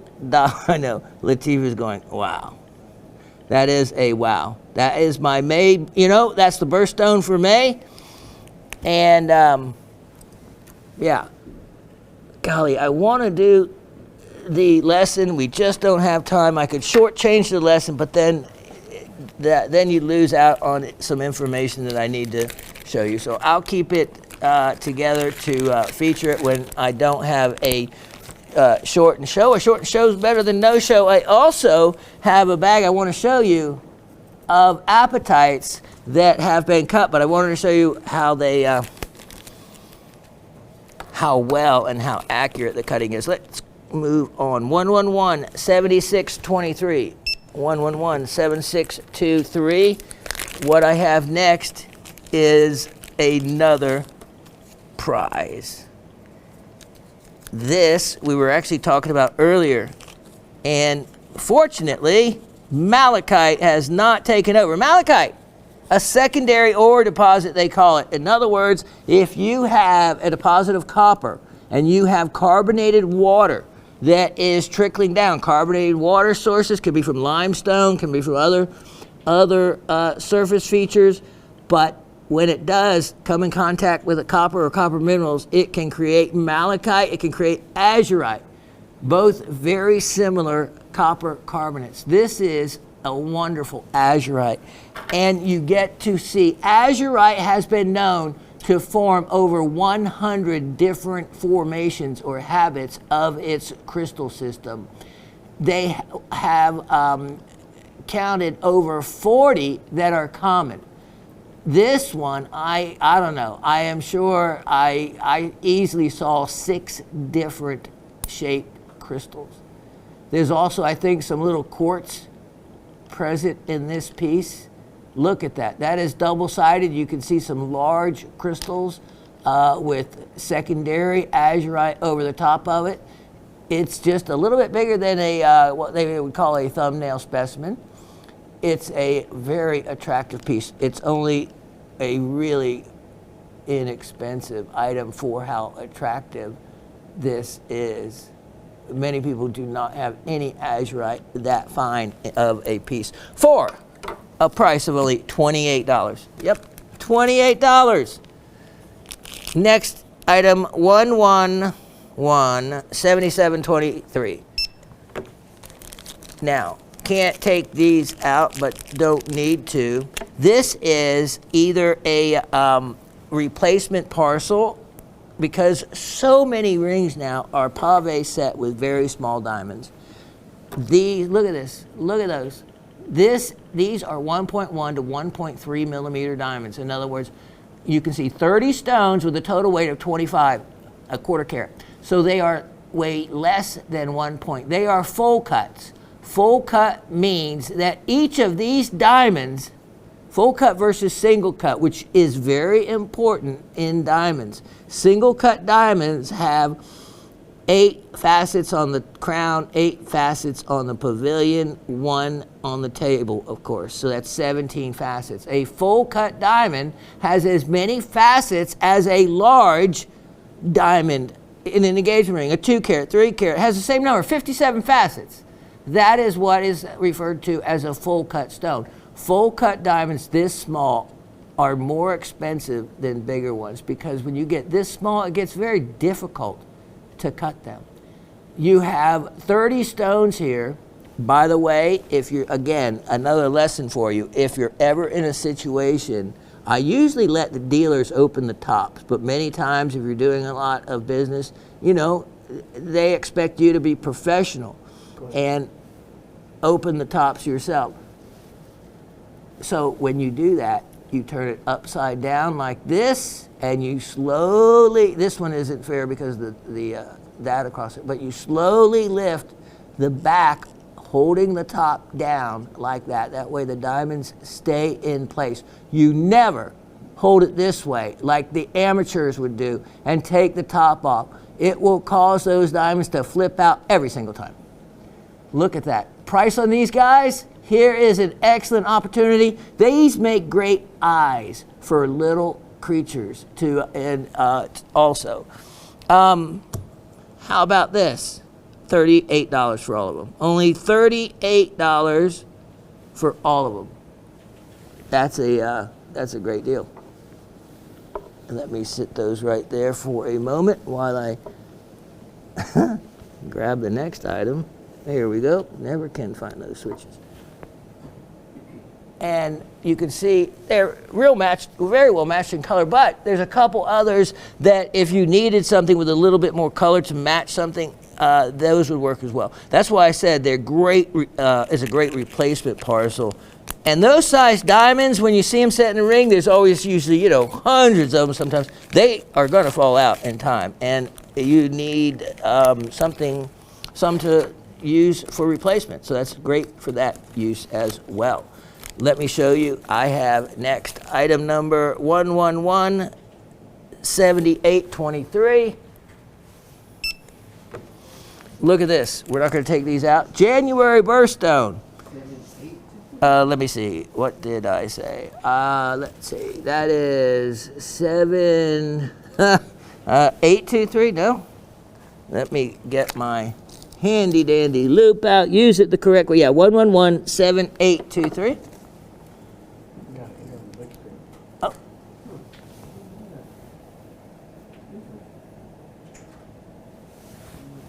All right. Here is a batch of almandine garnets. In other words, they should stick to a magnet because almandine garnet is the iron garnet. And there we go. You can see right there how it pulls that. They're all only $58. $1.45 a carat. Look at the size of these. Look at how big these are. And let me just put these right in here real quick because these are worth taking a look at, actually. They are a magnificent clarity. And look at all the different shapes and sizes. Look at the size of these things. Look at the colors. The colors. Really rich. You see some have a little violet to some of these, and that means there could be some pyrope in them. If there's enough, then of course, look at that, they can go into a rhodolite. Description, and wow. Emerald cut, they're smaller ovals, a lot of match stones, and only $58. Let me give you the carat weight on those. That's a 40 carats, 24 stones. Madagascar almandine. Only $58. So it's $1.45 a carat. Crazy opportunity. Now, surprisingly, I can't believe no one has gotten this. Maybe it's waiting for the right person. 1109023. This will probably be the last time I show this. Since it hasn't sold, it means that I may have to keep it. Kunzite. Since we were speaking about lithium, kunzite is a lithium gemstone and variety of spodumene. Spodumene can form big, large, granular crystals that have no value, but they can produce lithium. It can be a lithium ore from them because it is just a lithium aluminum silicate named in honor of George Kunz in 1903, who described it first from Pala, California. He was vice president of Tiffany and Company. Look at this stone. Look at the size of that. Look at that. 16.78 carats. I offer that for only $77 as a sale price. Let me put a, I think you're just not, look at them put the white behind it so you can really see just how beautifully pink that is. Okay, how about this? $68. Sale price, 68. Well, it's already sale price, but $68. And after that, that's ridiculous because at 17 carats, $68 is $4 a carat. $4 a carat. They would not like me very much, the kunzite dealers. Look at that. Seriously, and it is clean. Oh, look at that. Look at the color change. It also, I didn't check it, but they almost all of them do have a wonderful, very interesting fluorescence to them as well. Okay, let me come grab an item here real quick. We only have minutes left with you, but here it is. Here it is. Item 111. 6623. 111 6623. Now, here is a chance at a ring. Yes, a ring, but a very affordable ring. Look at that. Look at that. Smoky quartz. This is kind of reminiscent of the one I saw the picture of, but the one that Harry cut was magnificent. It was custom cut, beautiful, unusual design too, and a great stone. Smoky quartz from Colorado. Look at that. Marcasites. Marcasites, they are a natural stone, and they basically are a polymorph of an iron oxide, like, well, or an iron sulfide. They are related to pyrite. Can be related to pyrite, and they're faceted even. Cushion cut. I love that design. This is an older style ring. It's an estate piece. Look at the marcasites there as well. And size 6 3/4 can be sized. And the price, $36. $36 for the entire ring. Crazy, crazy, crazy. And Harry's saying $36 for, and you get the stone also? Oh my. Okay. Moments are counting down, and I have so much more I wanted to get to, but one of the here, let me have fun with this. 109 7523. 109 7523. Since we're showing rings, oh, and there's one other item. I am going to show you this. You may have seen it before, but you will have seen it. Look at that. Look at that. That has it all going on. And the price on this one, I don't know, kind of crazy. $24. $24. I know. Upstairs would be going crazy. Look at the cushion cut in the middle. Look at that whole design. I love it. Parados, garnets, blue topaz, citrine, and amethyst. Isn't that gorgeous? For $24? Okay. Oh man, I had. Let me get one more in here.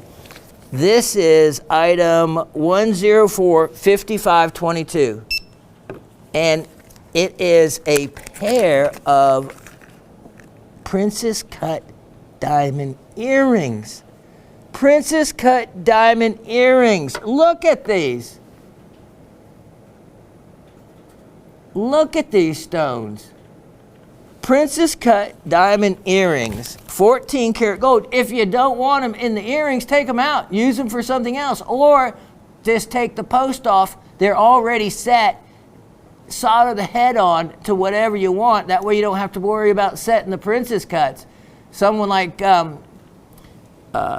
Harry or Anthony, it'd be an easy job for them. 40-point total weight. Here we go. You want to hear something, the mountings would almost cost as much as I'm asking for the pair. Here is an insane opportunity. Get the pair for $118. That's going to be the final price on those, because at a fifth of a carat each, the mountings, wholesale cost would be $50 at $60. So yeah, you're putting $60 into 40 points of diamond, $30 a diamond, pretty much it comes down to. That's unheard of. That'll be, let me put a F next to that price as a final opportunity on those. And let me show one last item for you. And then unfortunately, I'll have to go. But this goes along with that ring. 110, 55, 23. 110, 55, 23. And look at this bracelet. Look at this bracelet. Okay, so smoky quartz, citrines, and the entire thing. Look at those stones. Look at the weight, and look at the good catch for a silly price. If you took the stones out, 13 stones, I'm going to make this $58. So if you took the stones out, you would have, I'm probably, what is the gram of the silver? You would have those stones at $4 a piece would be $52. And then the bracelet, what, $6? So, just how do you want to figure it? That's crazy. Okay, time is up. I'll be right back with the trivia, but one thing I do want to make sure you know and realize is, okay, so all of these items are available for about 3 weeks. If you want something that you see in a show past that, the inventory, the way they do it, they take it out of inventory and then, we start over. But it doesn't mean that I don't have the item. So if there's something that you've seen that the sales rep doesn't have the information on, just tell them to create a request, and we can see if I still have it. And that way I may, and you can still get in on things like this. Other than that, their system is just going to show that that it's not available, but it doesn't mean it's sold. All right, I'll be right back with the trivia. Okay, just talking to Lateef, and we were going over a couple questions, and then also I was realizing again how many items that I didn't get to, but that's partly because of the shortened show. Just a lot of different things going on here at the gem shopping family that caused me to lose a little time. But we'll make it up next week, and I'll have another big show planned for you, like was referenced in, like Penny said, in moving all that stuff around in the house has definitely caused me to find other items. Like all those crystals I showed you last week, the phantoms, the rutile pieces, those I found in one nondescript bag wrapped up, and until I unwrapped one and then my eyes got big, and then I kept unwrapping, it was like, wow, this was like Christmas. And then I lost an hour or two of my day peering into them. But that is so much fun. And that's why, you know, people used to laugh at me when I say, well, I'm going to play with my rocks and minerals, because, you know, you just don't get one, set it on the shelf, and forget about it. No. The world is right there before you. And Mother Nature, in all of her power and glory, created these amazing crystal specimens all on her own, just through chemistry. And if it was up to me, I could really get into the chemistry side of the show a lot more, but that would be making it a little bit maybe not so fun. And but for me, you know, I could enjoy it on that level. But certainly, if you ever want to go to that level, you can just start reading the deeper information on some of these things, and it is completely fascinating how one, like I told you briefly, and it could have been a trivia question, because I told you how malachite formed. And I might use that question. Well, I could still use it, because I mentioned that they refer to different minerals as like a secondary deposit, which means that there's a deposit of copper, and this is in the case of malachite, or a copper mineral. And then if you have a carbonated water source, which means just water that filtered down through some limestone, or water that leached through a calcite deposit and leached the carbonate out of it. There's many ways to get carbonated water. All it has to do then is pass through a copper deposit, and it pulls the copper out through a chemical bonding process. And that's the part I could get into, because nature loves to balance itself. And what I learned as a Chemistry 2 teacher's assistant, meaning, you know, I was top of the class as a junior, so I was really into chemistry. And so that gets into valences and electrons and the bonding of two minerals where everything has to balance itself to create a new mineral. So carbonated water, a copper deposit, and at the end of it, you get malachite or azurite. And then what happens? Azurite can be pseudomorphed or replaced by malachite. I showed you an affordable specimen of what Miss Barbara had. It was so cool. Miss Barbara referring to how tourmaline is replaced by lepidolite. And sure enough, I had a specimen, which are really rare. Now, you can get those single crystals of the pseudomorphs, but, I think there's few of you that would pay the price for what some of those would cost. I know by reflection of the retail prices that I saw, it's like, wow. I was really surprised. So there's things I have sold in this show, and the most recent one, that purple lepidolite specimen. What I sold that for, like I said, it's really a crummy specimen. You don't want it at all. Just send it back. Just, send it back because, I've asked way too much for it. Oh, yeah. I hope you notated the sarcasm in that one.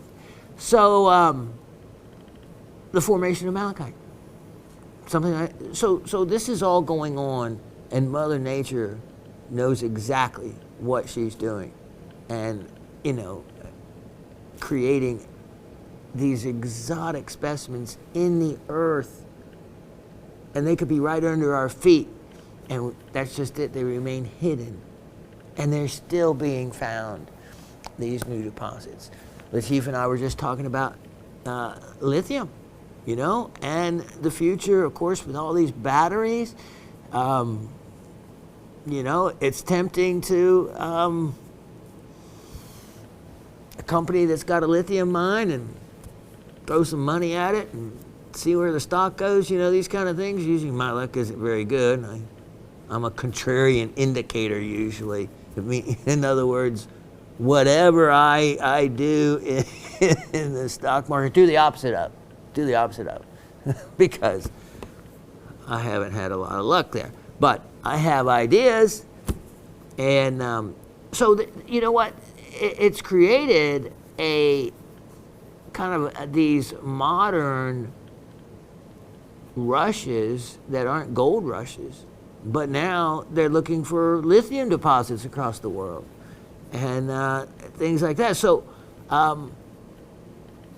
elements and minerals that we didn't think were as important at different times of history, well, as technology moves forward, all of a sudden, something like lepidolite becomes valuable, much more so, because it has 4% by molecular weight of lithium in it. So, you never know where technology takes us, good, bad, or the ugly. One of my favorite Clint Eastwood westerns, by the way, the good, the bad, and the ugly, with Lee Van Cleef. Yeah, an oldie but a goodie. Okay, so I have a couple trivia questions for you. Let's see how you do. Remember, no, you can watch the show as many times as you want. No going back and looking for the answer or looking up the answer. Just use your memory. That way, you're going to learn something. Because then as you watch the show, everything said, you will commit it to memory, or notes are completely okay. And I appreciate the note taking. that Anthony does, and yeah, that's really important, because remember, we were taught, those of us in my age range, to learn something, you were to say it, write it, put the word in a sentence, all those steps, so that you would remember it. So writing notes down of it, that certainly will help. Okay, so let's see how you do. Here we go. Question number 1. And next week I may do a what is this? Because I have 2 specimens picked out. I just need a third one, which should be easy enough. So I'll find something. It will be a little bit harder, but that's how you learn also, to be able to go to a show. I've been to a show where there's people that have offered specimens as a particular type of mineral, and they'd be totally wrong. It wouldn't be what they're saying it is at all. Do I challenge them on it?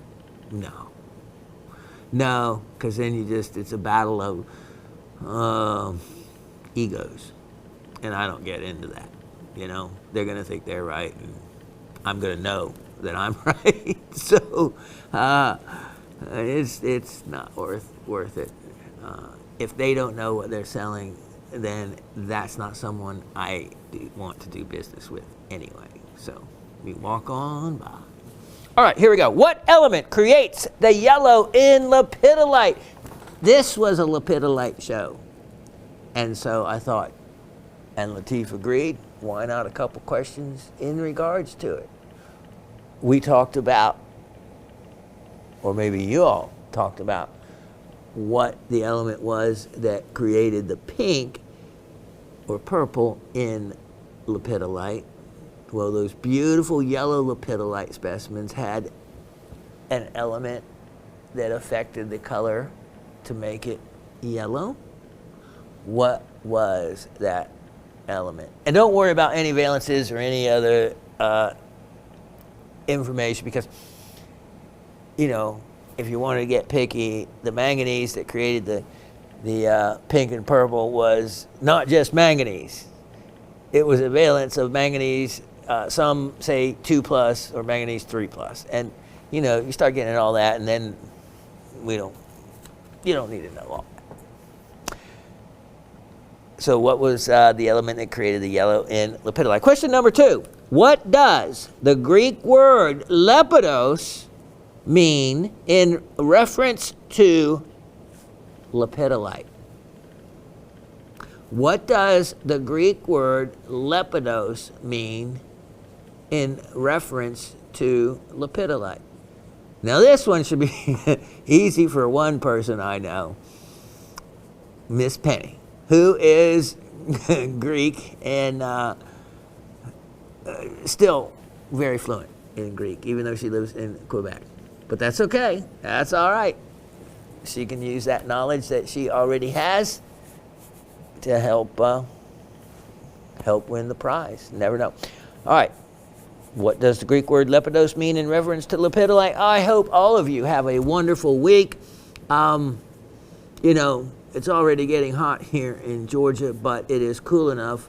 I went up to the family home for the first time in Ellijay since my dad passed away this past summer, and his second wife, his widow, he was married 40 years the first time, almost 30 years the second time, and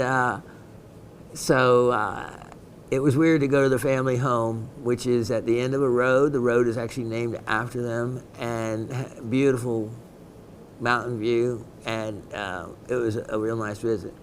But I also was able to get my dad's lawnmower, which I desperately needed, because the engine of my other lawnmower I literally had duct taped in. I should take a picture of it. a classic Georgia fix. Just get the duct tape out, tape that engine in. Well, I didn't want to become a helicopter when that engine would have hit a rock, because the only thing that was holding on there was a little bit of duct tape and a couple pieces of rusted metal. I could see the blade spinning through the top of the deck, and not a safe situation. So I did think about using that engine, though, to make a go-kart with. And if I was younger, that's what I'd be doing with it, because the engine worked fine, just rusted it out. So anyway, it was neat. It was great to go back and get through that process of seeing her got the lawnmower. So all that is in reference to, it's cooler today. Weather's cooler. That feels good because it won't last that much longer. And then it's the dog days of a Georgia summer. Not enjoyable. All right. Have a great week. Do remember, as Mr. Anthony says, eyes down, because that's where the rocks and minerals are. That's the way I see it. If you are a ornithologist or someone that into birds, then it's eyes up, because that's where the birds are, right? So, also, don't forget to step on and ground yourself with Mother Earth. So many of you, and just think about your day. You get in the garage, the electric garage door goes open, you get in the car, you drive to work, you get out, you step on asphalt, you walk on the sidewalk. Your feet may never touch Mother Earth the entire day, maybe the entire week. Not good. Not good. Intentionally go off the path. Stray off the path. Get your feet. Ground yourself to Mother Earth. Walk to a little creek, even if it's in a suburban area. Remember? That's why I found those kyanite crystals. Had no idea they were there. And right there, they were waiting for me in a very suburban area. How cool is that? You don't know until you look. And now that you've seen so many items, you can recognize them. And if you don't, take a picture of them. Send me a picture. And I'll do my best to be able to tell you what they are. Harry sends me lots of pictures of his amazing stone cutting. Anthony sends me pictures. And if you want, send me a picture of yourself if you haven't, because I love to be able to put a face with the name. All right, all that said, I could go on either telling you stories, mining stories, so many true life stories. Oh, one more.